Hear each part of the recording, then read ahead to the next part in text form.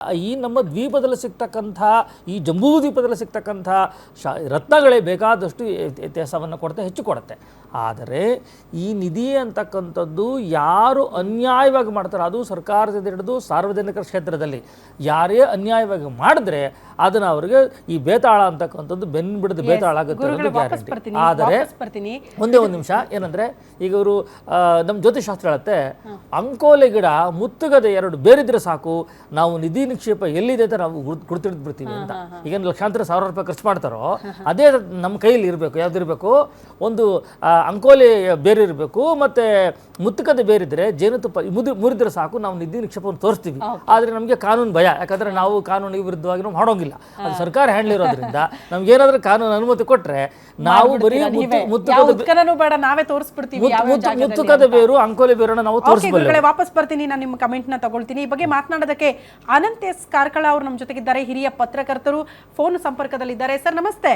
Ananth sir ನಮಸ್ತೆ, ಧ್ವನಿ ಕೇಳಿಸ್ತಾ ಇದ್ರೆ. ಲಕ್ಕುಂಡಿ ಭಾಗದಲ್ಲಿ ಚಿನ್ನ ಸಿಕ್ತು ಅನ್ನೋ ಕಾರಣಕ್ಕೆ ಈಗ ಎಕ್ಸ್ಪರ್ಟ್ಸ್ ಹೇಳ್ತಾ ಇದ್ರು ಸರ್, ಆ ಭಾಗದಲ್ಲಿ ಚಿನ್ನದ ನಿಕ್ಷೇಪ ಇದೆ, ಖಂಡಿತ ಉತ್ಖನನ ಆದ್ರೆ ಅಪಾರ ಪ್ರಮಾಣದಲ್ಲಿ ಚಿನ್ನ ಪತ್ತೆ ಹಚ್ಚಬಹುದು ಅಂತ.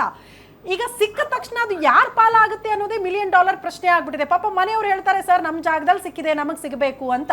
ಇಲ್ಲ ಇದು ರಾಜ್ಯ ಸರ್ಕಾರಕ್ಕೆ ಸೇರಬೇಕು, ಪುರಾತತ್ವ ಇಲಾಖೆಗೆ ಮಾಹಿತಿ ಕೊಡಬೇಕು, ಇಲ್ಲಾಂದ್ರೆ ಅಕ್ಷಮ್ಯ ಅಪರಾಧ ಅಂತ ಮಾತಾಡ್ತಿದ್ದಾರೆ.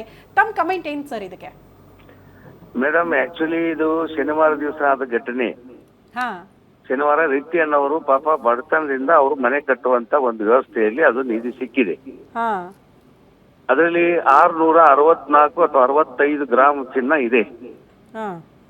ಅಲ್ಲಿ ಪರಿಶೀಲನೆ ಆದ್ಮೇಲೆ ಅವ್ರ ಮಗ ಪ್ರಜ್ವಲ್ ಅಂತ ಹೇಳಿ ಅದನ್ನ ಬೇರೆಯವ್ರಿಗೆ ಊರವ್ರಿಗೆಲ್ಲ ತೋರಿಸಿ, ಸಣ್ಣ ಮಗು, ಅದು 8ನೇ ಕ್ಲಾಸ್ ಮಗು, ಅವನಿಗೆ ಸರಿಯಾಗಿ ಮಾತಾಡೋಕ್ಕೂ ಬರುದಿಲ್ಲ ಅವನಿಗೆ. ಸೊ ಆ ಮಗು ಎಲ್ರಿಗೂ ತೋರಿಸ್ತಾ ಕೊನೆಗೆ ಅಲ್ಲಿ ಜಿಲ್ಲಾ ಪಂಚಾಯತಿ ಮತ್ತೆ ಗ್ರಾಮ ಪಂಚಾಯತಿ ಸದಸ್ಯರಿಗೆ ಹೋಗಿ ಭೇಟಿಯಾಗಿ ಅದು ಕೊಟ್ಟಿದ್ದಾನೆ.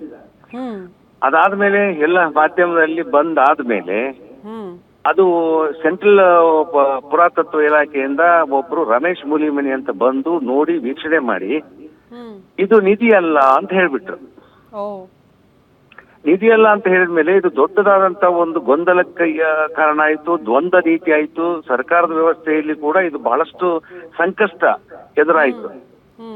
ಕೊನೆಗೆ ಅವರೇ ಬಂದು ಮತ್ತೆ ಪುನಃ ಏನಾಯ್ತು, ರಾಜ್ಯದ ಪುರಾತತ್ವ ಇಲಾಖೆಯಿಂದ ಒಬ್ರು ತೇಜಸ್ವಿ ಅಂತ ಏನೋ ಬಂದ್ರು, ಅವರು ಕೂಡ ಬಂದು ನೋಡಿ ಇದು ನಿಧಿ ಅಂತ ಹೇಳಿದ್ರು. ಅವರು ಯಾವುದೇ ಒಂದು ಭೂಮಿ ಒಳಗಡೆ 3 ಅಡಿ ಒಳಗಡೆ ಇದ್ರೆ ಅಥವಾ ಭೂಮಿಗೆ ಅಟ್ಯಾಚ್ ಇದ್ರೆ ಅದು ಏನಾದ್ರೂ ಸಿಕ್ಕ್ರೆ ಇದು ಸರ್ಕಾರಕ್ಕೆ ಸಂಬಂಧಪಟ್ಟಿದ್ದು ಅಂತ ಅವ್ರು ಹೇಳಿದ್ರು. ಈಗ 3 ದಿನ ಆಯ್ತು, ಶನಿವಾರ, ಆದಿತ್ಯವಾರ, ಸೋಮವಾರ, ಇದು ಮಂಗಳವಾರ. ಹೌದಾ? ಜಿಲ್ಲಾಡಳಿತ ಆ ಕಡೆ ಗಮನ ಕೊಡ್ಲಿಲ್ಲ, ಏನು ಸಿಕ್ತು ಅಂತ ಹೇಳಿ ಪ್ರದರ್ಶನ ಮಾಡ್ಲಿಲ್ಲ. 1962 ಆಕ್ಟ್ ಪ್ರಕಾರ ಆ ಕಾಯ್ದೆಗೆ ಅನುಗುಣವಾಗಿ ಏನು ಕ್ರಮ ತಗೊಳ್ಬೇಕಾಗಿತ್ತು ಅದನ್ನ ಜಿಲ್ಲಾಡಳಿತ ತಗೊಳ್ಳಿಲ್ಲ, ಸಂಪೂರ್ಣ ನಿರ್ಲಕ್ಷ್ಯ ಮಾಡಿತು. ಸೊ ಆಮೇಲೆ ಅದು ನಿಧಿ ಸಿಕ್ಕ ತಕ್ಷಣ ADC ಅವರು ಹೋದ್ರು, SP ಅವರು ಹೋದ್ರು, ಆಯ್ತಾ? ಮುಖ್ಯಮಂತ್ರಿಗಳು ಯಾರ ಜೊತೆ ಮಾತಾಡ್ಬೇಕಾಗಿತ್ತು? ಜಿಲ್ಲಾಡಳಿತ ಜೊತೆಗೆ ಮಾತಾಡ್ಬೇಕಾಗಿತ್ತು. ಯಾಕಂದ್ರೆ ಗೌರ್ಮೆಂಟ್ ಅಂದ್ರೆ ಏನು ಅನ್ನೋದು ಪ್ರೈವೇಟ್ ವ್ಯಕ್ತಿ ಅಥವಾ ಯಾವುದೋ ಒಬ್ಬ ಚುನಾಯಿತ ಪ್ರತಿನಿಧಿ ಎಕ್ಸ್ ವ್ಯಕ್ತಿ ಅವ್ರ ಜೊತೆ ಮಾತಾಡಿದ್ರೆ ಸರಿಯಾದ ಸಮರ್ಪಕವಾದಂತ ಮಾಹಿತಿ ಸಿಗುದಿಲ್ಲ. ಅವರು ಜಿಲ್ಲಾ ಪಂಚಾಯತಿಯ ಮಾಜಿ ಅಧ್ಯಕ್ಷರು ಸಿದ್ದಲಿಂಗೇಶ್ವರ ಪಾಟೀಲ್ ಅಂತಿದ್ದಾರೆ. ಅವರು ಲಕ್ಕುಂಡಿ ಭಾಗದ ನಾಯಕರು. ಮತ್ತೆ ಆ ನಿಧಿ ಸಿಕ್ಕ ತಕ್ಷಣ ಅವ್ರ ಹತ್ರ ಹೋಗಿತ್ತು, ಅಲ್ಲಿ ಮುಖ್ಯಮಂತ್ರಿಗಳು ಮಾತಾಡಿದ್ರು ಅವ್ರ ಜೊತೆಗೆ. ಅವ್ರು ಎಷ್ಟು ಮಾಹಿತಿ ಕೊಟ್ರು ಅಷ್ಟೇ.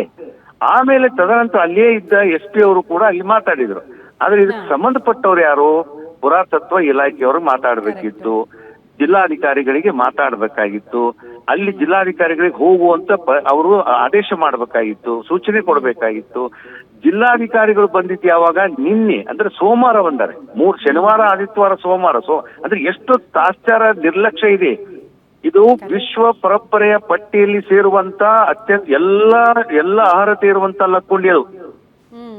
ಹಂಪಿ, ಬದಾಮಿ, ಪಟ್ಟದಕಲ್ಲು, ಐಹೊಳೆ, ಏನು ಐತಿಹಾಸಿಕ ಸ್ಥಳಗಳಿದಾವಲ್ಲ, ಆ ಎಲ್ಲಾ ಸ್ಥಳಗಳಿಗೆ ಮಾದರಿಯಾಗುವಂತ ಒಂದು ಸ್ಥಳ ಅಂತ ಕೇಳಿದ್ರೆ ಲಕ್ಕುಂಡಿ.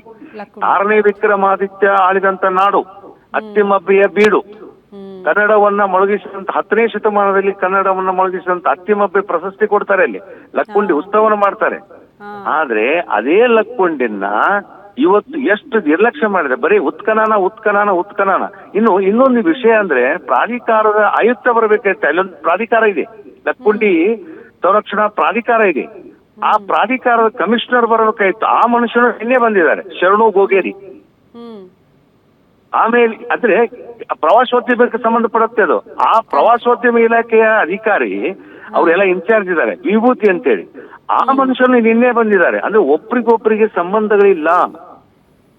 ಅಲ್ಲಿ ಆ ಜಗವನ್ನ ಸಂರಕ್ಷಣೆ ಮಾಡಬೇಕು. ಇವ್ರುಗಳಿಗೆ ಕ್ಲಾರಿಟಿ ಇಲ್ಲ, ಪ್ರೋಸೆಸ್ ಏನ್ ಮಾಡಬೇಕು ಅಥವಾ ಯಾವ ರೀತಿ ಪ್ರೋಸೆಸ್ ನಡಿಬೇಕು ಅನ್ನೋದ್ರ ಬಗ್ಗೆ ಗೌರ್ಮೆಂಟ್ ಇಂದ ಅಧಿಕಾರಿಗಳಿಗೆ ಮಾಹಿತಿ ಕೊರತೆನಾ, ಅಥವಾ ಮಾಹಿತಿ ಇದ್ರೂ ಕೂಡ ಸುಮ್ಮನೆ ಮರೆಮಾಚೋದಕ್ಕಿಂತ ಇಂಥ ಬೆಳವಣಿಗೆಗಳಿಗೆ ಸಾಕ್ಷಿ ಆಗ್ತಿದ್ದಾರೆ ಅಧಿಕಾರಿಗಳು ಅಂತ? ಅಧಿಕಾರಿಗಳಿಗೆ ಇಲ್ಲಿ ಹೇಳೋದಿಲ್ಲ. ಆಡಳಿತದ ವ್ಯವಸ್ಥೆ ಸಂಪೂರ್ಣ ನಿರ್ಲಕ್ಷ್ಯ ಇದೆ, ಬೇಜವಾಬ್ದಾರಿ ಆಡಳಿತ ಇದೆ. ಇಲ್ಲಿ ಎಲ್ಲ ಇನ್ಚಾರ್ಜ್ ಇದ್ದಾರೆ. ಇಲ್ಲಿ ಮೂರು ಇಲಾಖೆ, ನಾಲ್ಕು ಇಲಾಖೆಗೆ ಇನ್ಚಾರ್ಜ್ ಇದ್ದಾರೆ. ಅವ್ರು ಆಡಿದ್ದೇ ಆಟ, ಹೇಳಿದ್ದೇ ಮಾತು, ಬೇರೆ ಏನು ಇಲ್ಲ. ಯಾರು ಹಿಡ್ತಾ ಇಲ್ಲ ಆಡಳಿತದಲ್ಲಿ. ಆಮೇಲೆ ಎಲ್ಲ ಉಡಾಫೆ ಉತ್ತರ, ನೋಡೋಣ, ಮಾಡೋಣ, ಕೇಳೋಣ, ಹೇಳ್ತೀವಿ, ನೋಡ್ತೀವಿ, ಮಾಡ್ತೀವಿ. ಮಾಧ್ಯಮಗಳಿಗೂ ಸರಿಯಾದ ಸಮರ್ಪಕವಾಗಿ ಮಾಹಿತಿ ಕೊಡುದಿಲ್ಲ. ಅವ್ರು ಏನೋ ಸ್ವಂತಕ್ಕಾಗಿ ನಾವು ಕೇಳ್ತಾ ಇದೀವಿ, ಅವ್ರ ವೈಯಕ್ತಿಕ ವಿಚಾರವನ್ನು ಕೇಳ್ತೀವಿ ಅನ್ನೋ ಮಟ್ಟಕ್ಕೆ ಅವ್ರು ಮಾತಾಡ್ತಾರೆ. ಇದು ಸಾಮಾಜಿಕ ಕಳಕಳಿ, ಐತಿಹಾಸಿಕ ಕಳಕಳಿ, ಸಾರ್ವತ್ರಿಕ ಬದುಕಿನ ಕಳಕಳಿ, ಆಡಳಿತದ ವ್ಯವಸ್ಥೆ ಕಳಕಳಿ ಅನ್ನೋದನ್ನ ಅವ್ರು ಅರ್ಥನೇ ಮಾಡ್ಕೊಳ್ತಾ ಇಲ್ಲ. ಸೊ ಹೀಗಾಗಿ ಈಗ ಆಕ್ಚುಲಿ 1962 ಆಕ್ಟ್ ಪ್ರಕಾರ ಯಾವುದೇ ಒಂದು ನಿಧಿ ಸಿಕ್ಕರೆ ಅಲ್ಲಿ ಅದನ್ನ ಪ್ರದರ್ಶನ ಮಾಡಬೇಕು. ಅಕಸ್ಮಾತ್ ಅದು ಬಂಗಾರ, ಇವತ್ತು ಅದು ಚಿನ್ನ ಅಂದ್ಮೇಲೆ ಯಾರಾದ್ರೂ ತಗೊಳ್ಬಹುದು, ಏನಾಗ್ಬೋದು ಅಂತೇಳಿ ಇದ್ರೂ ಕೂಡ ಅಲ್ಲಿ ಮಾಹಿತಿ ಫಲಕ ಹಾಕಬೇಕು. ಇದು ಸಿಕ್ತು, ಇಷ್ಟು ಸಿಕ್ಕಿದೆ. ಇವತ್ತೊಂದು ಆರೋಪ ಇದೆ. ಅದು ನಿಧಿ ಸಿಕ್ಕ ತಕ್ಷಣ ಅದರಲ್ಲಿ ಒಂದಿಷ್ಟು ಮಂದಿ ತಕ್ಕೊಂಡಿದ್ದಾರೆ ಅನ್ನೋದು ಒಂದು ಆರೋಪ ಇದೆ. ಈಗ ಆರೋಪ ಇದೆ, ಕರೆಕ್ಟ್. ಸೊ ಇದರಿಂದ ಏನಾಗ್ತದೆ, ಹಂಗಾರೆ ಇದು ತಗೊಂಡೋಗಿ ಟ್ರೆಜರಿಗೆ ಇಟ್ರು, ಅಲ್ಲಿ ಎಷ್ಟು ಇಟ್ಟಿದ್ದಾರೆ, ಯಾರಿಟ್ರು, ಹೆಂಗಿಟ್ರು, ಯಾರ ಮಾರ್ಗದರ್ಶನದಲ್ಲಿ ಇಟ್ಟಿದ್ದಾರೆ ಅದನ್ನ ಇದು ಅಲ್ಲಿ ಒಂದು ಫಲಕ ಪ್ರದರ್ಶನ ಮಾಡಬೇಕು. ಆ ಜಾಗವನ್ನು ಸಂರಕ್ಷಣೆ ಮಾಡಬೇಕು, ಸೆಕ್ಯೂರಿಟಿ ಇಡಬೇಕು, ಎಚ್ಚರಿಕೆ ಕೊಡಬೇಕು. ಮತ್ತೆ ಅದನ್ನ ಪುನಃ ಈಗ ಆ ಫ್ಯಾಮಿಲಿ ಪ್ರಾಮಾಣಿಕವಾಗಿ ನಡ್ಕೊಂಡಿದೆ. ಕರೆಕ್ಟ್. ಅತ್ಯಂತ ಬಡವರು, ಅತ್ಯಂತ ಕನಿಷ್ಠ ಬದುಕಿನಲ್ಲಿರುವಂತ ವ್ಯಕ್ತಿಗಳು. ಆಮೇಲೆ ತಾಯಿಗೂ ಕೂಡ ಸಮರ್ಪಕವಾಗಿ ಮಾತಾಡಕ್ ಬರೋದಿಲ್ಲ, ಮೂಕ ವೇದನೆ ಟೈಪ್ ಇದ್ದಾರೆ ಅವರು. ಆ ಹುಡುಗನು ಹಂಗೆ ಇದ್ದಾನೆ. ಸೊ ಅಲ್ಲಿ ಅವನಿಗೆ 12ನೇ ಕ್ಲಾಸ್ ವರೆಗೆ ನಾವು PUC ವರೆಗೆ ನಾವು ಶಿಕ್ಷಣ ಕೊಡ್ತೀವಿ, ಅದು ಕೊಡ್ತೀವಿ, ಆಯ್ತು, ಓಕೆ. ಈಗ ಅವ್ರು ಅನಾಥ ದೇವ ರಕ್ಷಕ ಆಗಿದ್ದಾರೆ ಅವರು. ಯಾಕೆ ಗೊತ್ತಾ, ಮನೆಯನ್ನು ಕಳ್ಕೊಂಡ್ರು, ಮನೆ ಕಟ್ಟೋದನ್ನು ಕಳ್ಕೊಂಡ್ರು, ಚಿನ್ನವನ್ನು ಕೊಟ್ರು, ಭರವಸೆನೇ ಇಲ್ಲ. ಒಂದು ಬಾಡಿಗೆ ಮನೆ ಮಾಡಿ ಕೊಟ್ಟು ಇಡುವಂತ ವ್ಯವಸ್ಥೆನೂ ಕೂಡ ಜಿಲ್ಲಾಡಳಿತ ಮಾಡೋದಿಲ್ಲ ಅಂತ. ಇದು ಎಂತ ಆಡಳಿತ? ಕರೆಕ್ಟ್. ಈ ಪ್ರಾಮಾಣಿಕತೆಗೆ ಕೊಡುವಂತ ಸರ್ಕಾರ ಪ್ರಾಮಾಣಿಕ ಕೊಡುವಂತದ್ದು ಇದೇ ರೀತಿ ಆದ್ರೆ ಇನ್ನು ಸಿಕ್ಕರೆ ಯಾರು ಕೊಡುದಿಲ್ಲ. ಇನ್ನು ಮುಂದೆ ಇಂಥ ವ್ಯವಸ್ಥೆ ನಿಧಿಗಳು ಸಿಕ್ಕರೆ, ಮತ್ತೊಂದು ಸಿಕ್ಕರೆ ಯಾರು ಹೇಳಕ್ ಹೋಗುದಿಲ್ಲ. ಓಕೆ, ಅನಂತ್ ಸರ್ ದಯವಿಟ್ಟು ಹಾಗೆ ಸಂಪರ್ಕದಲ್ಲಿರಿ ಸರ್. ಇಷ್ಟು ಸುದೀರ್ಘವಾಗಿ ಎಕ್ಸ್ಪ್ಲೇನ್ ಮಾಡ್ತಿದ್ದೀರಿ. ಇನ್ನಷ್ಟು ಮಾಹಿತಿ ತಮ್ಮಿಂದ ಅವಶ್ಯಕತೆ ಇದೆ ಸರ್ ಈ ಕಾರ್ಯಕ್ರಮದಲ್ಲಿ.